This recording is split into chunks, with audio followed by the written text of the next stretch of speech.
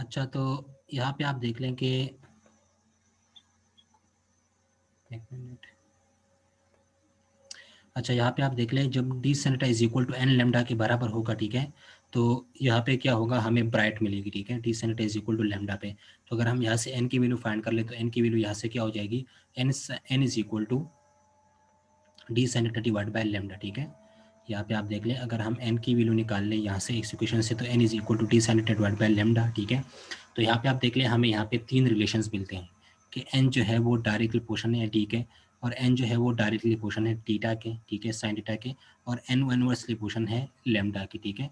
इसका मतलब ये है कि अगर आप दो स्लेट्स के दरमियान जो डिस्टेंस है डी उसको बढ़ाते जाएंगे तो हमारे पास नंबर ऑफ ऑर्डर्स जो है वो क्या हो जाएंगे, वो ज़्यादा हो जाएंगे, ठीक है। और अगर आप एंगल को भी बढ़ाते जाएं, ठीक है, यहाँ पे आप देख लें अगर आपके पास ये जो है ये कुछ एंगल पे हो, ठीक है, लेट सपोज ये आप देख लें यहाँ पे ये है, ये अगर ये इस तरह से जाते हैं, ठीक है, तो ये इसके साथ कुछ एंगल पे होता है थीटा पे, ठीक है। तो अगर हम ये थीटा को बढ़ाते जाएं, ठीक है, तो हमारे पास नंबर ऑर्डर जो है वो क्या होते जाएंगे, वो ज़्यादा होते जाएंगे, ठीक है।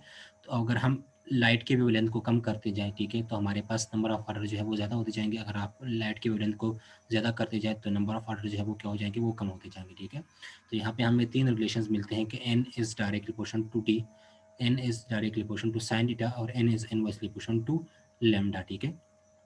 अच्छा, फिर अगर हम यहाँ पे कुछ कंडीशंस लगाएं कि अगर हम थीटा को 0 कर दें, ठीक है, F theta is equal to 0, तो यहाँ पे आप देख लें जब यहाँ पे आप थीटा को 0 पुट करेंगे, या इस इक्वेशन में आप देख लें d sine theta is equal to lambda में, ठीक है, यहाँ पे आप देख लें d sine theta is equal to lambda इस इक्वेशन में, ठीक है। इस इक्वेशन में आप देख लें, ठीक है, हमारे पास ये जो इक्वेशन है इसमें आप देख लें d sine theta is equal to lambda, तो यहाँ पे अगर आप थीटा को 0 पुट करेंगे तो यहाँ पे क्या होगा, साइन 0, ठीक है। तो साइन 0 किसके बराबर होता है, 0। तो यहाँ पे जो लेमडा है वो किसके बराबर होगा, लेमडा इज इक्वल टू 0, ठीक है। तो इसका मतलब क्या होगा, जो पार्ट डिफरेंस होगी वो क्या होगी, पार्ट डिफरेंस जो है वो किसके बराबर होगी, 0 के बराबर होगी। तो जब पार्ट डिफरेंस 0 के बराबर हो तो वहाँ पे हमें क्या मिलता है, वहाँ पे हमें कंस्ट्रक्टिव इंटरफेरेंस मिलता है, और वहाँ पे हमें ब्राइट इमेज मिलती है, ठीक है।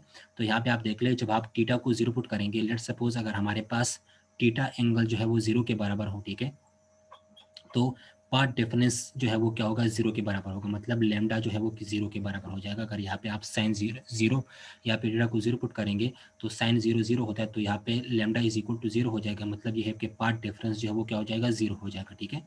क्योंकि लेमडा यहाँ पे क्या है, इन स्लेट्स के दरमियान पार्ट डिफरेंस है, ठीक है। तो लेमडा जब 0 हो जाएगा तो इसका मतलब ये है कि पार्ट डिफरेंस 0 होगा, ठीक है। जब पार्ट डिफरेंस 0 होता है तो वहाँ पे हमें क्या मिलता है, वहाँ पे कंस्ट्रक्टिव इंटरफेरेंस। कंस्ट्रक्टिव इंटरफेरेंस का मतलब क्या होता है कि वहाँ पे हमें ब्राइट इमेज मिलेगी, वहाँ पे हमें ब्राइट नज़र आएगा, ठीक है। तो अगर ये थीटा 0 हो जाए तो पार्ट डिफरेंस 0 हो जाएगा, तो उस केस में वहाँ पे हमें क्या मिलेगी, ब्राइट इमेज मिलेगी, और उस ब्राइट इमेज को हम क्या बोलते हैं, 0 ऑर्डर इमेज, ठीक है। अगर हम थीटा को 0 कर दें, अगर हमारे पास एंगल जो है वो 0 हो और पार्ट डिफरेंस 0 हो जाए, तो वहाँ पे हमें ब्राइट इमेज मिलेगी, हमें सेंट्रल ब्राइट मिलेगा, ठीक है। और उस ब्राइट इमेज को हम क्या बोलते हैं, 0 ऑर्डर इमेज बोलते हैं, ठीक है। उस ब्राइट को हम क्या बोलते हैं, 0 ऑर्डर इमेज बोलते हैं, ठीक है। तो यहाँ पे आप देख लें अगर आप थीटा को जो है 0 ना कर लें, ठीक है, तो यहाँ पे क्या होगा, d sin theta is equal to lambda, ठीक है, या d sin theta is equal to n lambda. तो यहाँ पे आप देख लें जब आप एन जब आप थीटा को बढ़ाते जाएंगे तो एन हमारे पास क्या होता जाएगा, ज़्यादा होता जाएगा, ठीक है। तो यहाँ पे हमारे पास जो ब्राइट होगा, यहाँ पे तो हमें सेंट्रल ब्राइट मिलेगा, लेकिन यहाँ पे हमारे पास डार्क और ब्राइट फ्रिंजेस भी यहाँ पे नजर आएगी। अगर आप यहाँ पे क्या कर लें, अगर आप थीटा को यहाँ पे बढ़ाते जाए, ठीक है, अगर आपके पास थीटा जो है वो 0 ना हो, ठीक है, अगर थीटा 0 है तो पार्ट डिफरेंस तो 0 हो जाएगा, ठीक है। तो हमें वहाँ पे सेंट्रल ब्राइट मिल जाएगी, मतलब हमें हमें ब्राइट इमेज मिल जाएगी, उसको हम 0 ऑर्डर इमेज बोलेंगे, ठीक है। लेकिन अगर हम थीटा को ज़्यादा कर लें, ठीक है, तो फिर भी हमें यहाँ पे सेंट्रल ब्राइट मिलेगा पी पॉइंट पे, ठीक है। लेकिन उसके साथ हमें यहाँ पे डार्क और ब्राइट फ्रिंजेस भी नजर आएंगी अगर हम थीटा को बढ़ाते जाएंगे, ठीक है, थीटा को 0 से ग्रेटर करते जाएंगे। तो यहाँ पे हमें सेंट्रल ब्राइट फिर भी नजर आएगी, लेकिन यहाँ पे डार्क और फ्रिंजेस नजर आएगी। तो यहाँ से आप देख लें कि जब आप थीटा को बढ़ाते जाएंगे तो नंबर ऑफ ऑर्डर जो है वो क्या होते जाएंगे, ज़्यादा होते जाएंगे, ठीक है। तो नंबर ऑफ ऑर्डर ज़्यादा होने का मतलब क्या है कि यहाँ पे हमें ब्राइट तो मिलेगी सेंट्रल ब्राइट, लेकिन यहाँ पे जो है वो हमें क्या मिलेगा, यहाँ पे हमें ब्राइट और डार्क फ्रिंजेस भी इस तरह से नजर आएंगे, ठीक है। तो यहाँ से नंबर ऑफ ऑर्डर जो है वो क्या हो जाएंगे, ज़्यादा होते जाएंगे थीटा के बढ़ाने के साथ, ठीक है। तो थीटा के बढ़ाने के साथ, ठीक है, एन जो है वो बढ़ता जाएगा, ठीक है। जब n बढ़ता जाएगा तो हमें यहाँ पे क्या मिलेगा, नंबर ऑफ ऑर्डर जो है वो ज़्यादा मिलेंगे, मतलब हमें डार्क और ब्राइट फ्रिंजेस यहाँ पे नजर आएगी। ठीक है, तो ये था हमारे पास डिफ्रैक्शन ग्रेटिंग। ठीक है, ये आपको समझ आ गया होगा कि डिफ्रैक्शन ग्रेटिंग क्या होता है। मैं आपको थोड़ा सा फिर से बता देता हूँ कि डिफ्रैक्शन ग्रेटिंग क्या होता है। तो डिफ्रैक्शन ग्रेटिंग को समझने से पहले आपको पहले पता होना चाहिए ग्रेटिंग की ग्रेटिंग क्या होता है।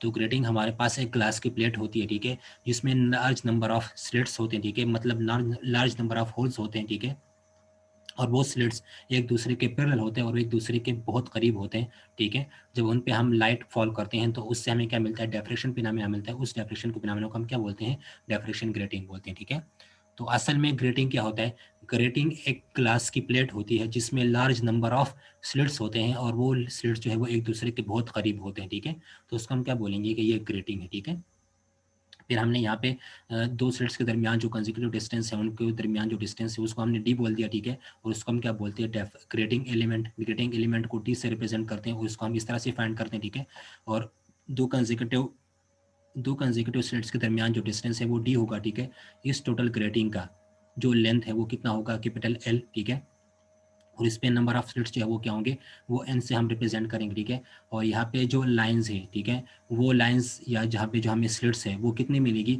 वो हमें 400 से लेके 5000 लाइंस तक पर सेंटीमीटर में मिलती है। ठीक है, 400 से लेके 5000 तक लाइंस हमें मिलती है पर सेंटीमीटर में। ठीक है, इस ग्लास प्लेट में टिपिकली। ठीक है, तो ये हो गया। ठीक है, इसके बाद हमने ये भी डिस्कस कर दिया।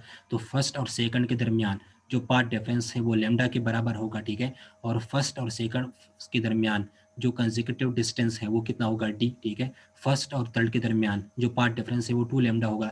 फर्स्ट और थर्ड के दरमियान जो डिस्टेंस है वो कितना होगा, 2d। अगर फर्स्ट और सेकंड के दरमियान d है तो फर्स्ट और थर्ड के दरमियान कितना होगा, 2d। ठीक है, फिर हमने ये इक्वेशन डिराइव किया। ठीक है, फिर इसमें आपको मैंने ये कहा कि अगर आप ये आपके लिए फर्स्ट और सेकंड के दरमियान जो साइन थीटा है वो ये आया। ठीक है, फिर अगर आप फर्स्ट और थर्ड को देख लें तो फर्स्ट और थर्ड के दरमियान जो पाथ डिफरेंस है वो कितना है, 2 लैम्डा। फर्स्ट और थर्ड के दरमियान जो डिस्टेंस है वो कितना है, 2d। ठीक है, तो यहाँ पे आप क्या पुट करेंगे, 2 लैम्डा डिवाइड बाय 2d। तो 2 के साथ कैंसिल हो जाएगा, तो यहाँ पे फिर आएगा लैम्डा डिवाइड बाय डी, मतलब d sine theta is equal to lambda फिर आएगा। ठीक है, तो इसको हम लिख सकते हैं d sine theta is equal to n lambda. ठीक है,